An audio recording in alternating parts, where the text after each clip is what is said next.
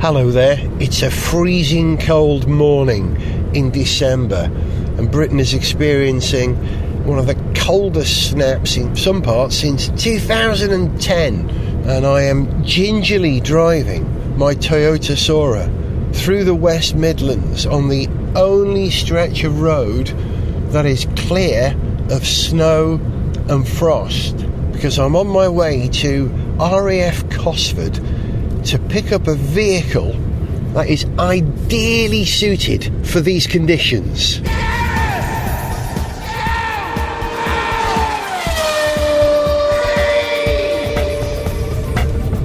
Hello, welcome to Gareth Jones on Speed.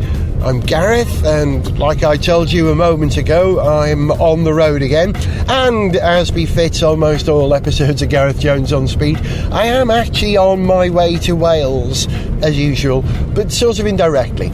I stayed last night in Solihull in the West Midlands with my mate Vinny, because I'm supposed to be at RAF Cosford fairly early in the morning to pick up an interesting car, and I realised with the massive snowfall that we've just had that it might be a good idea to split the journey. So I came up from London last night, stayed at Vinny's, and now I'm gingerly driving at only 30 miles per hour on the only lane on this dual carriageway that's working towards Birmingham. And I'm afraid I'm going to plug into the whole M6 chaos and fight my way to Cosford. But when I get to Cosford, I've got a very interesting car to drive. As you know, it's the new Mercedes X-Class pickup, and as you know, I love a pickup. Zog doesn't, but I think they serve a great purpose. This is an interesting one because this is a premium pickup. This is the poshest pickup you can pick up, we think. There are 3 different versions. I don't know which ones I'm going to drive, but what I do know is that when we collect the car from Shropshire, which is on the English-Welsh border, we then drive to Bala in North Wales, a place I know rather well, and we can go and do a bunch of things before we do a bit of off-roading, and then we do a bit of tour of North Wales. Then we get to stay at possibly the most exciting place in Wales for me, but more on that later, because I really have to concentrate on the driving at the moment, because I'm in a low slung rear wheel drive coupe, and I don't want to have the back end overtake the front end at any point as we approach this roundabout. So stick with me because it's going to be fascinating. Can you imagine going off-road in these conditions?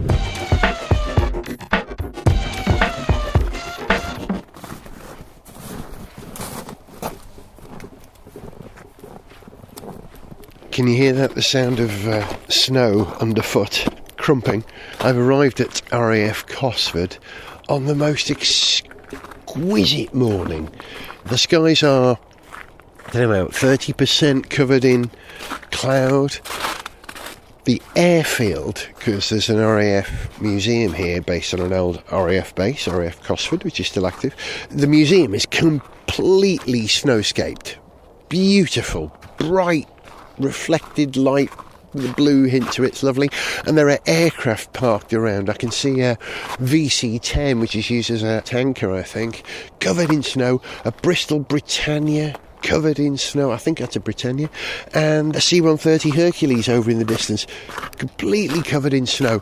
Quite beautiful. Mercedes-Benz have got a row of the X-Class pickups. How many do I see? 1, 2, 3, 4, 5, 6, 7, 8, 9, 10, 11, 12, 13, 14, 15. Oh, crikey, there must be 30 or 40 of them here. So I'm going to get in them and drive them. First of all, I'm going to go to a briefing and find out all about the machine that I'm about to take into Wales. Cool.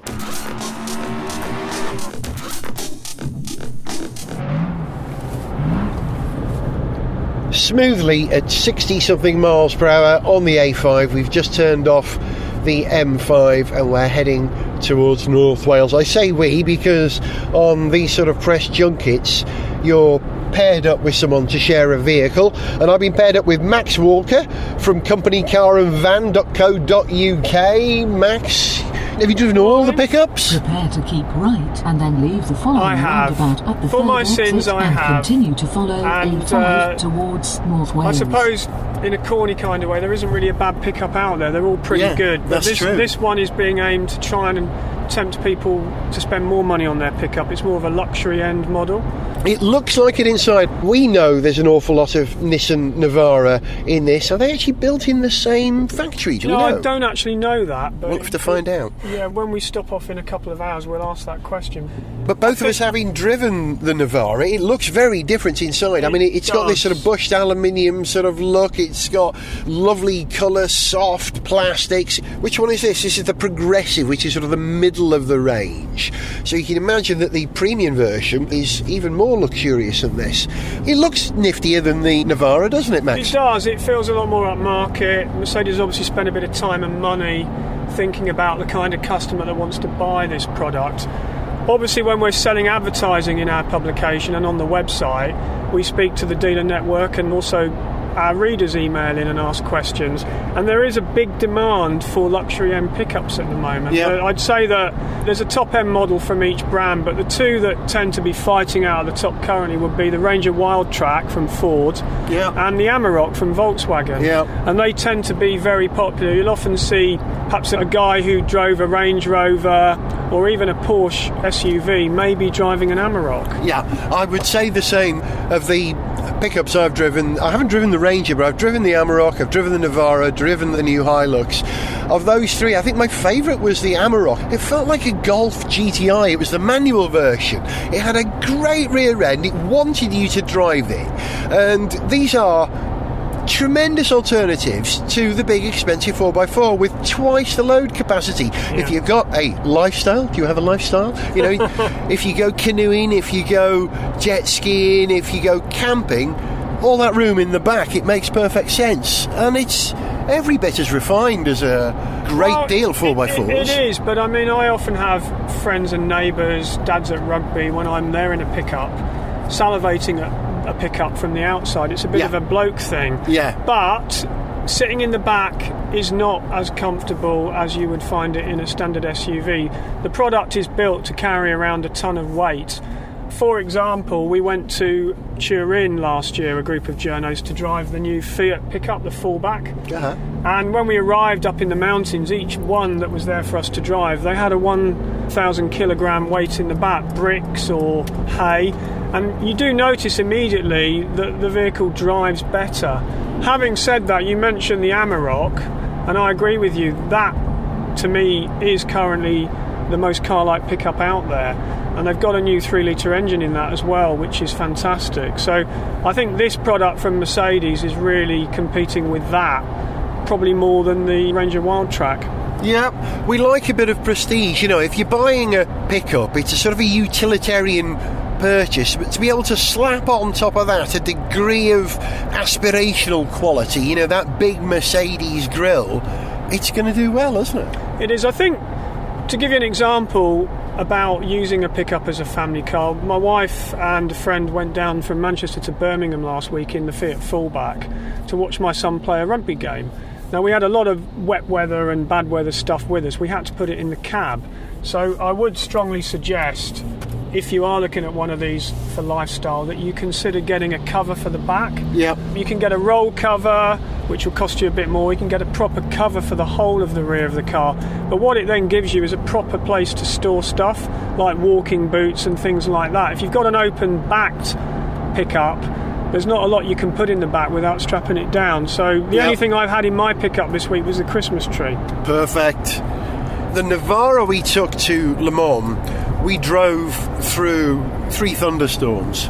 Now, we did have a cover over the back, but it wasn't completely watertight. And when you choose your top, you need to make sure that one is. It had a corrugated floor, so anything sitting on the floor, if it was above the corrugations, didn't get wet. Which way? Would it go left or straight on? We go straight on if you like. We'll go straight on. The scene, by the way, I should point out, it is completely Christmas card at the moment. The road that we're on, the A5, is clear, but the amount of snow and filthy slush on the side of the road is terrific, really. But yeah, sorry, we're not carrying anything in the load bay. We've got our stuff, it's a double cab, on the back seat because it would be getting wet right now. Yeah, when you're in the front of one of these pickups, it does feel like driving a normal car, but I would urge caution for people sitting in the rear. It isn't as comfortable as a luxury SUV. One of my neighbours is the head fireman at Altrincham Fire Station, and he asked me a couple of years ago, I'm thinking of getting a pickup. He's currently got a Hyundai soft-roader SUV, and I did say to him, if you get one, you and your wife in the front will be fine, but in the back it is not as comfortable.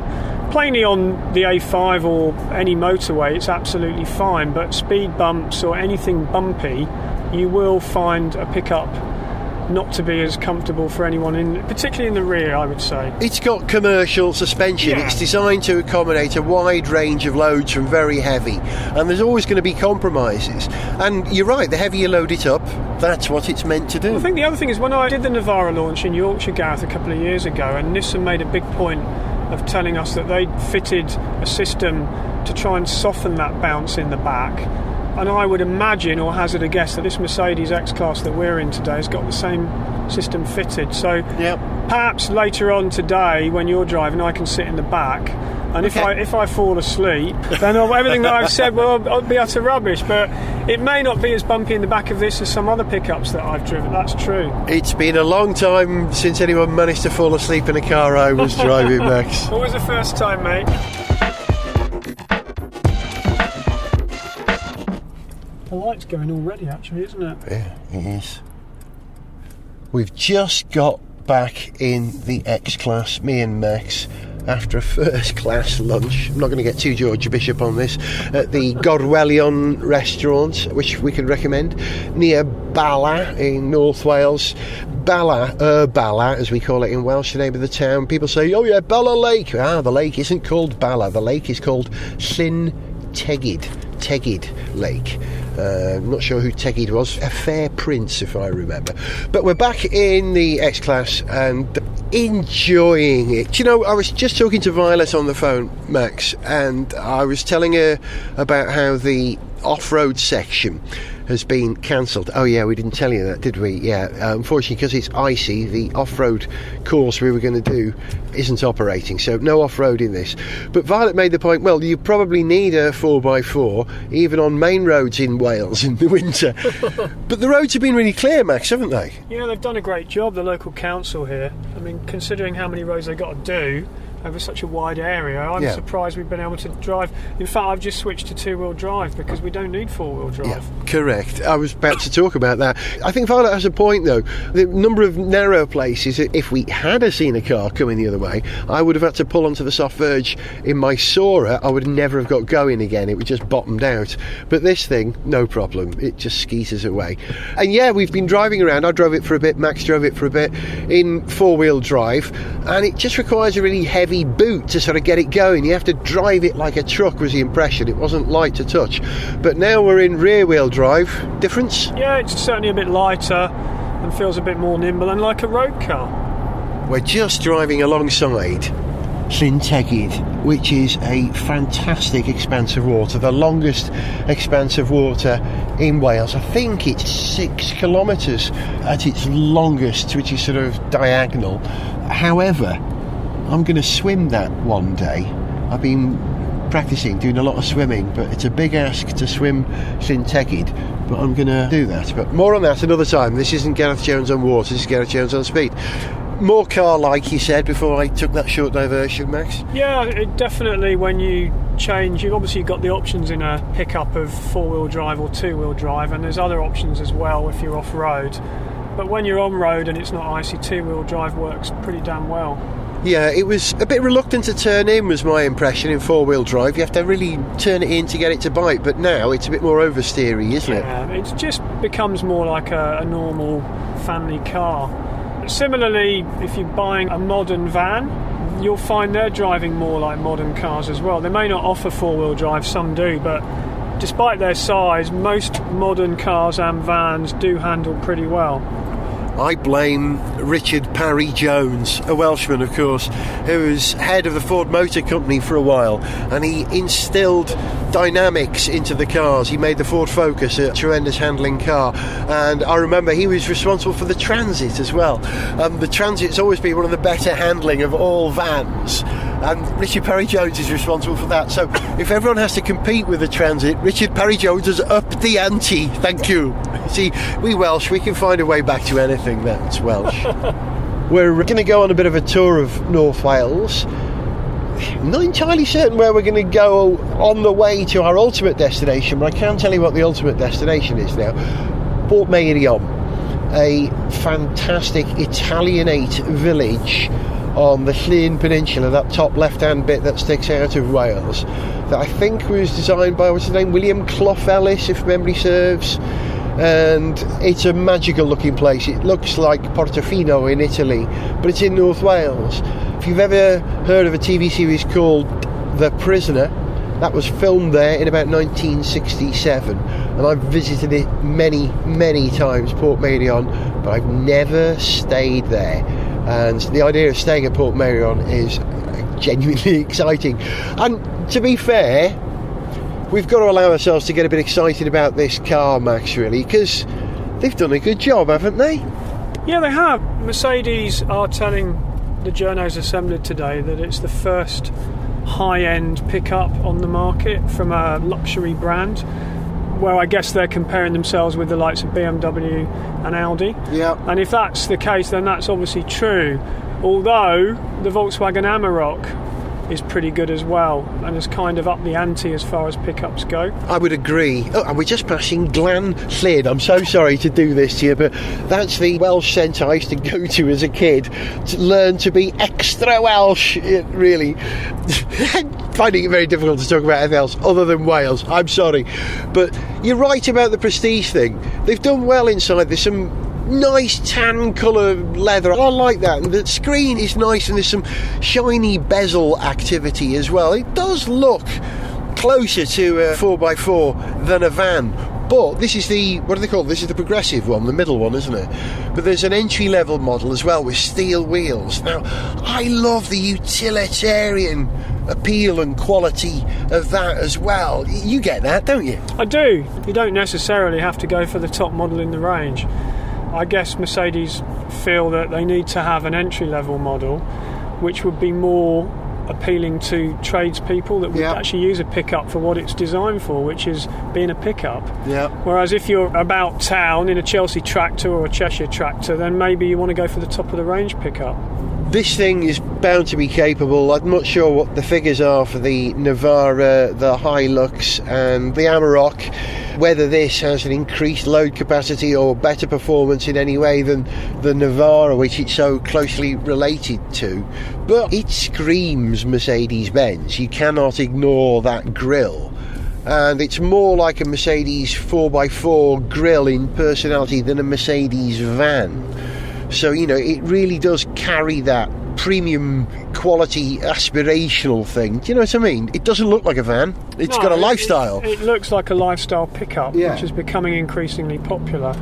Even Isuzu's D-Max, and they have a fairly big UK dealer network, they have a top-of-the-range model Blade, and I would be pretty confident in saying that that's by far their best-selling model. Right. And it's the top-of-the-range, most expensive one. They have a utility model, right, but it's not as popular as the top-of-the-range, and I'm guessing Mercedes will probably sell more mid and top-of-the-range models than the utility one that we mentioned before. You get a lot for your money with a pickup. You know, you get a lot of the stuff that you get in a luxury 4x4, but you get your VAT back if you're clever, you know what I mean? So Lewis Hamilton gets his VAT back if he buys a pickup. Yeah. That's the appeal. It's a cheaper alternative to something that provides in many ways more ability than the average 4x4. It is, but I think speaking to some of the pickup manufacturers or distributors in the UK, there is a worry amongst some of them that the government will look at pickup sales which are approaching 50,000 units a year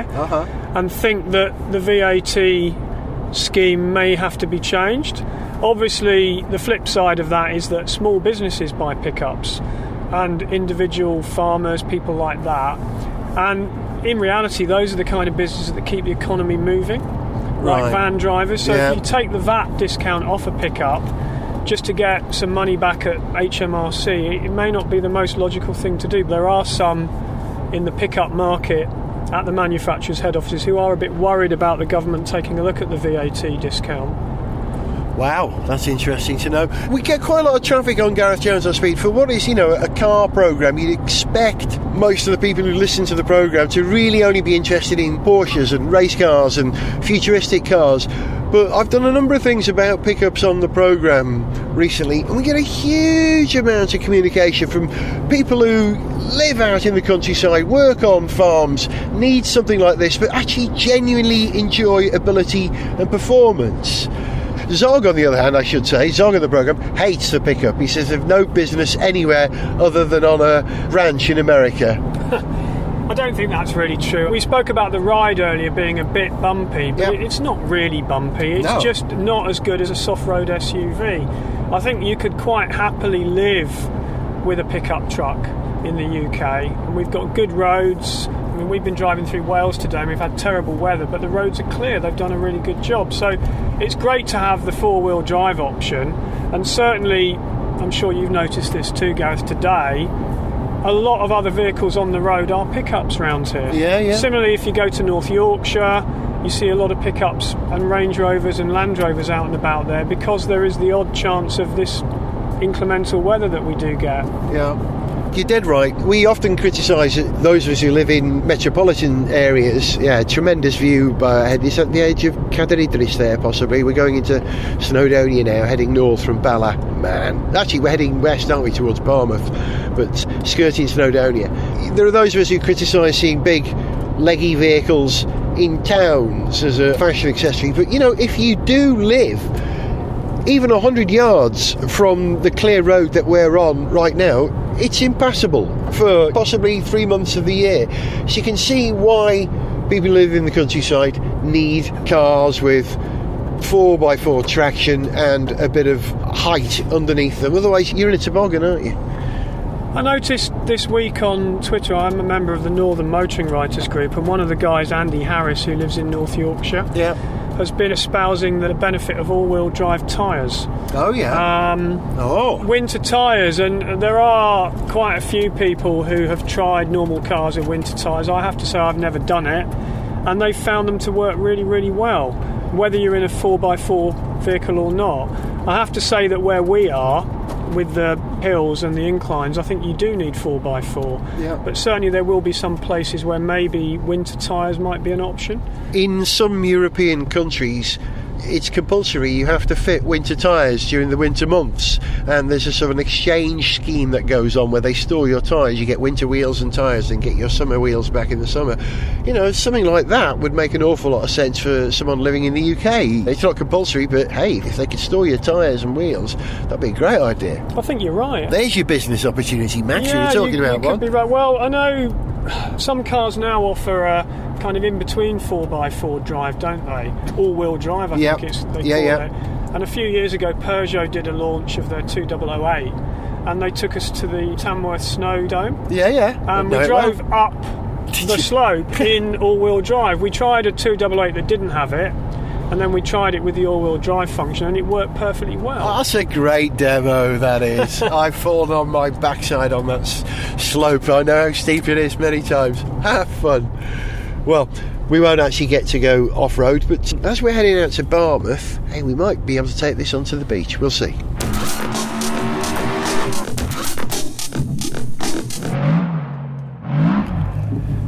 We've turned up in Barmouth, which is a lovely seaside town. Well, it's a lovely seaside. It's a nice town. And we thought we'd explore, so we got right up to the beach. And just before we crossed onto the beach in the X-Class to see how it would fare in limited grip, I thought, we'll just stop. Max was driving. He did the right thing. We stopped. I said, let's just read the sign first. And it says very clearly in Cymraeg and in English, warning, it is an offence to take any motor vehicle onto a beach under the Road and Traffic Act 1988. So we won't be going off-road or on the beach in this X-Class. But we've enjoyed pootling around North Wales. It's been so quiet, though. I think you'd enjoy anything in a day like this. It's very pretty. Yeah, thank you very much. I take that personally as a Welshman, you see. Here is very pretty. It's really nice, isn't it? Yeah, nice stone. My mate Bobby used to come into Barmouth and Fairborn for his holidays, but he was brought up a Brummie. See, this is where the Brummies come to Wales. This part of Wales belongs to the Brummies, yeah. Rhyl belongs to Mancunians and Scousers, and Llŷn Peninsula belongs to wealthy people from Cheshire. You know, so Abersock. Exactly, yeah.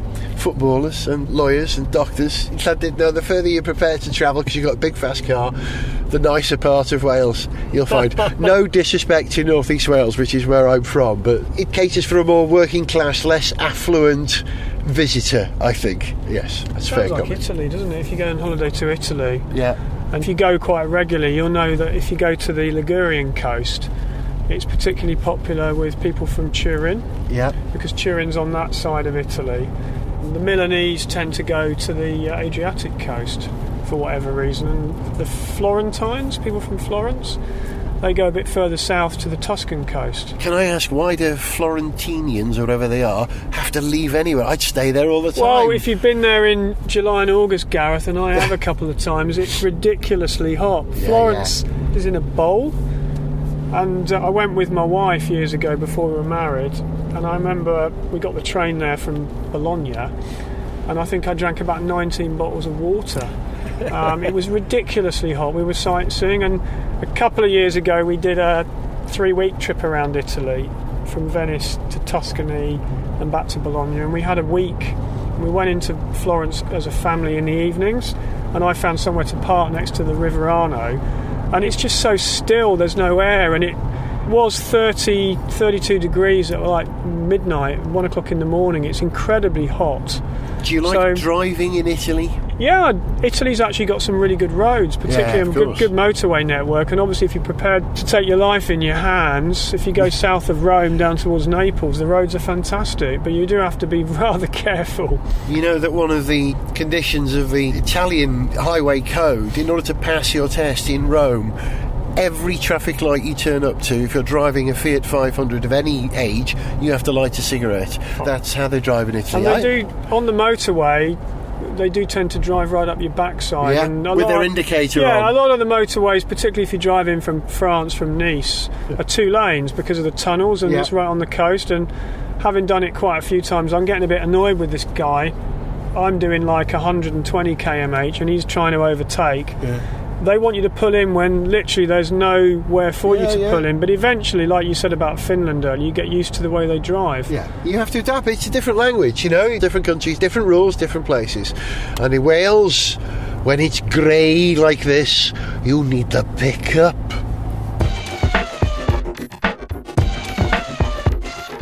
Life, they say, is a series of disappointments interrupted by lesser disappointments. I don't know who said that, but I don't think it's true. But there have been a couple of disappointments on the trip today. Number one, we didn't get to go off-road because it was iced up today. And that's a shame, because it would be really nice to have taken that vehicle off-road. I'm certain it's very capable of it. It's certainly tremendously refined on-road. It really is. Second disappointment, we couldn't get on the beach. I should have known that was coming. Third disappointment, we get to Portmeirion, where we're staying, and we're guided up to the Castell Deidraeth Hotel, this sort of Victorian manse, really, very castellated.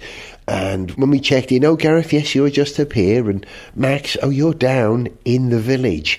So he's actually staying in the village, one of the little houses that was in the prisoner. And I have to say, I was disappointed that I wasn't staying in the village.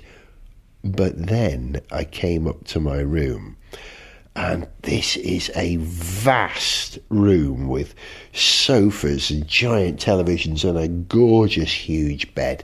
Man, if I'm disappointed at being in a room like this, then I deserve a slap. And of course, I'm not disappointed. So we're going to meet up a little bit later on, about 7 o'clock for drinks, and then we're going to have dinner together. And yeah, I'll update you after that.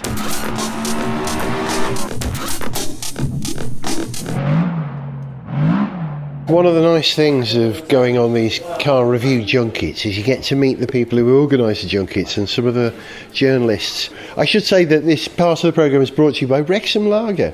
I won't disagree with that. I'll be hanging out with two fellas who are... Matthew Eisenegger from... Trade Van Driver magazine. And... Phil Eaglestone from Export Freight magazine in Northern Ireland. Phil and Matt, have you enjoyed a bit of pickup action in North Wales today? Yeah, Matt? So far so good, yeah. It would have been nice to see a little bit more of the off-road, but obviously weather has restricted what we've done. But yeah, we've had good driving.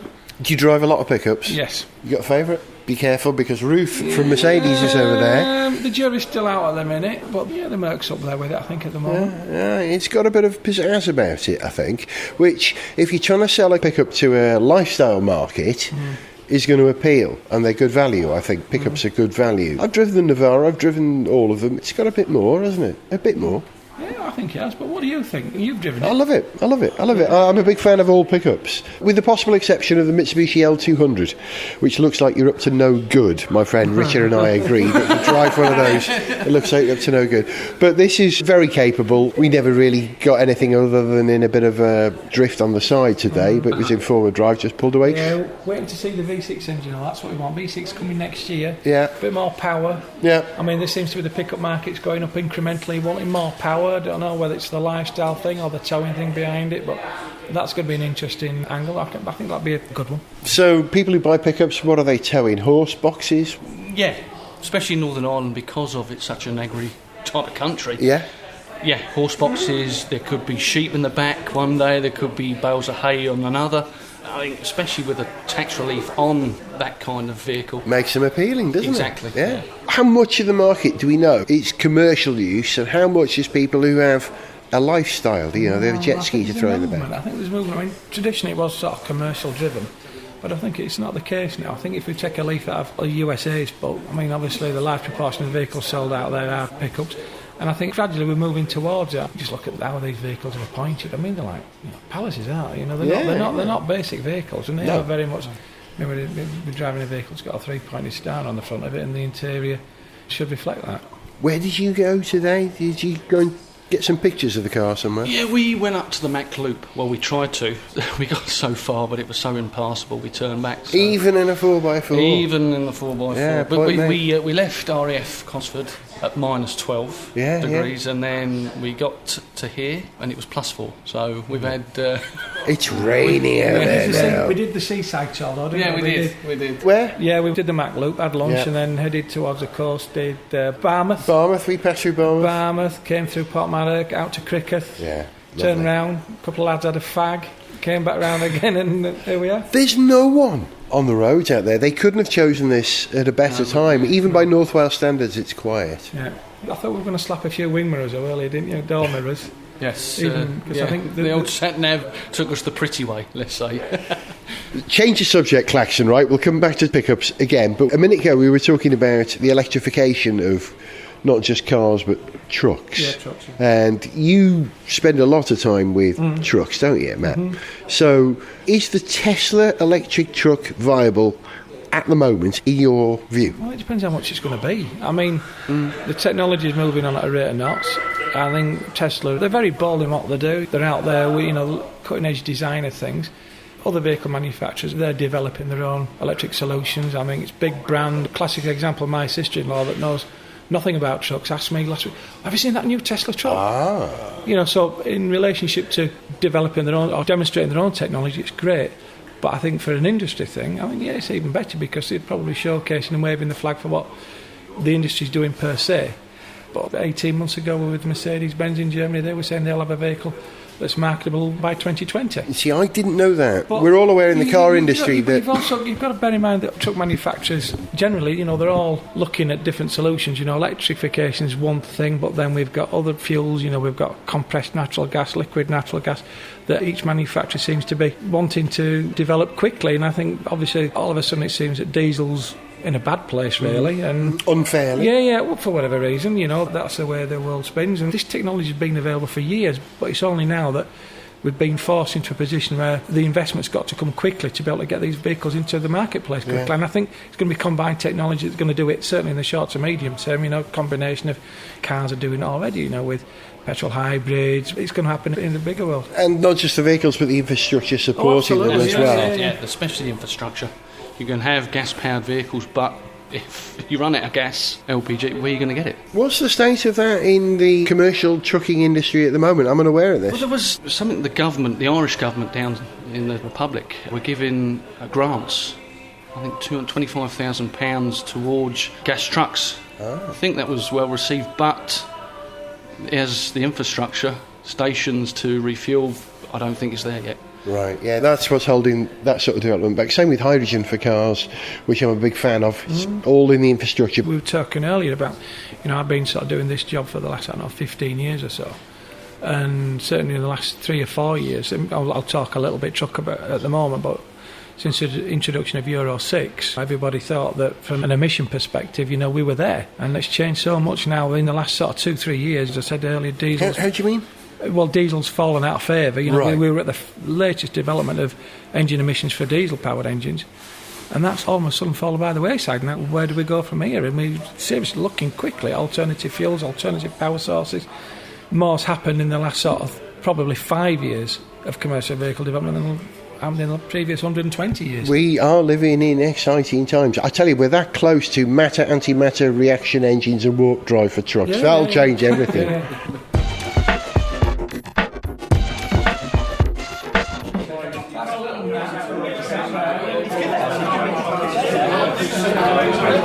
That's the happy sound of a collection of 1, 2, 3, 4, 5, 6, 7, 8, 9, 10, I don't know, about 40 journalists and people from Mercedes-Benz UK who have all just sat down in the Portmeirion Hotel in Portmeirion, which is exquisite and comes with a great cachet for those of us who are old enough to remember The Prisoner. We just enjoyed our first course, which I have to say was a plate of scallops with wafer-thin parsnips. Man, it was good. But the company is good tonight as well. I'm still with Matt and Phil, who are sharing pictures of engineering, I think, as far as I can tell. What is that? We're just reminiscing about ancient British aircraft, and that's a picture inside a Vulcan. So it's Lovely. Yeah, so we've been talking about the old Black Box missions and what was on board, and we're just looking at some pictures. Can we not have any pornography at the table, please? I'm sitting next to John Sunmer. John, your job title is what? Product executive. For the X-Class. Yeah, exactly right, yeah. And are you happy with the vehicle that you're now the executive for? Absolutely, yeah. Yeah, really am. Yeah, we're really impressed with how well it's turned out. And when you drove it today, as you did yourself, how good it is. And it's obviously just amazing as well with the way how well it performs. Can I ask you some key questions? Go on then, fire away. Where's it built? Spain? Is it In the Barcelona. same factory that builds the Navara? It is, yes. It Is is, it yeah. the same line? And how much is different? Well, it's probably easier to tell you what is the same. Externally, there are 3 things that are the same that shares with Navara. One is the bottom of the wing mirrors. Second is the door handles. And the third one is the aerial. So none of the body panels? No, every external body panel has been tweaked or modified completely in some way. And if you see them side by side, that is really apparent. I mean, obviously, the thing is, with it being a pickup, it's going to have a very similar silhouette. Yeah. But no, so some internal panels have been changed as well, but externally, it is very different. So it's more than just the contact points, because, if you want to make something seem premium, you change all the contact points. Correctly, yeah. Which has also been done as well, but also the styling is heavy. I noticed. Yeah. I mean, you see the front end, it's very much like a Mercedes-Benz SUV. Yeah. Straight away, that sort of thing. And it's got that very aggressive look, almost. Aggressive, yeah, it looks purposeful. I just went outside to make a phone call, and seeing all of them parked up in the dark, in the rain. It looks like it could be a CIA hit squad. I mean, functionality, you've got to not just deliver a good piece of engineering, you've got to sell almost an aspirational idea, haven't you? Yeah, absolutely. And the big thing is the amount of standard options on the vehicle. So every single one gets a rear view camera. Right. Everyone gets air conditioning. Yeah. There are 7 airbags standard fitted to it. Yeah. There's lane keeping assist, AEB, which is the automatic braking system as well on there. And yeah, it's a really special product. I was driving around with Max earlier on today, and we got very complacent about how refined it was. Yeah. You go, hang on a minute, this is a vehicle capable of carrying how much, you know? Yeah, over a ton payload. And the levels of refinement were noticeable, and the finish was noticeable as well. But you've got to compete, you've got to build a vehicle which is going to do two things: sell to the lifestyle market and to the commercial user. Yeah. That's a big ask, isn't it? It is, and the key thing or some feedback we receive is that people are saying about the interior and how refined it is and how nice it is. Yeah. And that's a really good thing for us, because some of the other vehicles can be quite agricultural, and we feel we've got a happy medium. It's hard wearing and practical, but also it's got that really refined high-end feel, which of course being Mercedes-Benz that you'd expect when you purchase it. That must be central to everything you do. It's got to be a Mercedes-Benz. Correct. How do you install that? What do you do? Well, that's a difficult question actually, because half it is engineering, and the guys and the bods in the factory, if you like, but also there's a whole ethos ourselves as well to make sure it performs, make sure it's spec correctly, and that when it comes into the UK, we say this is what the market demands and this is what the standard options we want on the vehicle to make it competitive and available there. So were Daimler delivered a platform and allowed to do what you will with it, or are there still hard points, stuff that you're stuck to? Do you know? Yeah, there are certain things we have to adhere to, like the ladder frame chassis. But like I say, the touch points, i.e. the suspension's been re-engineered, the engine again, it's been examined by our guys and found to be really good, so we kept that along. The track's wider as well, and every single body panel as well. The electrical architecture is Mercedes-Benz on there as well. So it's not just the idea, it's the execution of the idea that makes it Mercedes-Benz. Yeah, and also not only the products as well, it's everything we sell with it. The mobile van, so if you need it, the connectivity of the vehicle, and our 24-hour servicing and our dealer network and all that sort of things. So it's the whole thing. It's not just a vehicle, it's the whole picture, if you like. Package. The package, yeah, absolutely right, yes. You've just explained the X-Class to me. Thank you, John. You're probably the right man to ask about it. No, thank you. Good to meet you. Cheers. Gareth Jones on speed. Hello, it's the morning after the night before. Well, it's 10 o'clock in the morning, and we're on the road again, driving through North Wales, heading west from Portmeirion. I'm in the front passenger seat, sitting behind me is Phil. Hello. And driving, Matt. Morning. This is a different one to the car you were driving yesterday, isn't it? It is, yeah. What were you in yesterday? Oh, I can't remember. Have you seen? It was a long night. I hasten to add, there was not too much alcohol consumed, and we are perfectly within the driving legal limit of alcohol. Absolutely, of course we are. I can't remember, what did we have We yesterday? stopped early. Yeah, didn't we? what did we have yesterday? You had the manual, the pure. No, it was the automated shift. The one we're in now, far more luxury appointed, it's great. And I can't work out, but the driving characteristics are completely different. I must admit, I felt I was a little bit harsh with the vehicle we drove yesterday in sort of criticism of it, but this is a completely different animal.